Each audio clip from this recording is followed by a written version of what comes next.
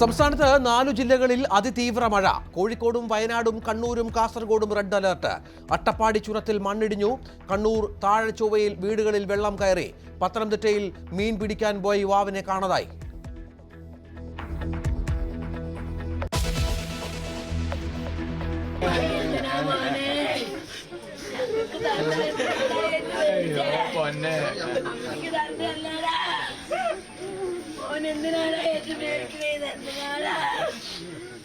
കുഞ്ഞു കല്യാണിക്ക് കണ്ണീരോടെ വിട നൽകി നാട്. തിരുവാണിയൂരിലെ പൊതുശ്മശാനത്തിൽ സംസ്കരിച്ചു.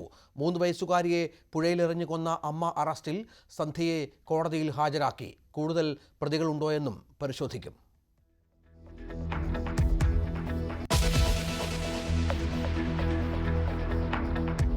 മലപ്പുറത്ത് ദേശീയപാത ഇടിയാൻ കാരണം മഴയും നിർമ്മാണത്തെ തുടർന്ന് വയലിലുണ്ടായ സമ്മർദ്ദവുമെന്ന് പ്രാഥമിക വിലയിരുത്തൽ. 3 അംഗ വിദഗ്ധ സംഘത്തിന്റെ പരിശോധന നാളെ. ദേശീയപാത അതോറിറ്റിയുമായി ചർച്ച ചെയ്യുമെന്ന് മുഖ്യമന്ത്രി. നിർമ്മാണത്തിലെ അശാസ്ത്രീയത നേരത്തെ ചൂണ്ടിക്കാട്ടിയതാണെന്ന് PK കുഞ്ഞാലിക്കുട്ടി. കൂരിയാടിന് പിന്നാലെ തലപ്പാറയിലും ദേശീയപാതയിൽ വിള്ളൽ.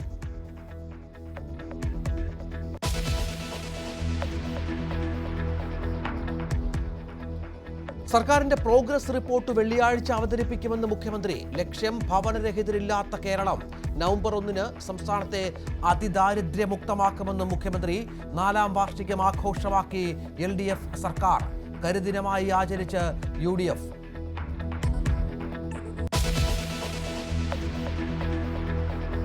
ലോകരാജ്യങ്ങൾക്ക് മുന്നിൽ പാക് ഭീകരതയെ തുറന്നുകാട്ടാൻ നിയോഗിച്ച സർവകക്ഷി സംഘത്തിന്റെ യാത്ര നാളെ മുതൽ.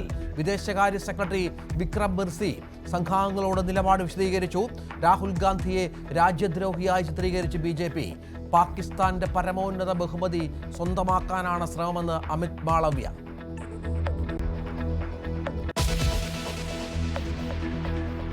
തിരുപ്പൂരിൽ വാഹനാപകടത്തിൽ 3 മലയാളികൾ മരിച്ചു. അപകടത്തിൽപ്പെട്ടത് മൂന്നാർ സ്വദേശികൾ.